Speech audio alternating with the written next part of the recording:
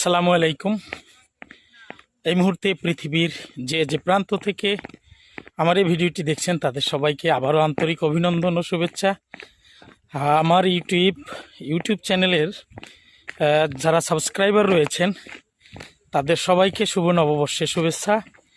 সেই সাথে যারা আমাকে পছন্দ করেন অথবা অপছন্দ করেন, অথবা আমার শত্রু অথবা আমার মিত্র, সবার প্রতি শুভ ইংরেজি নববর্ষের শুভেচ্ছা।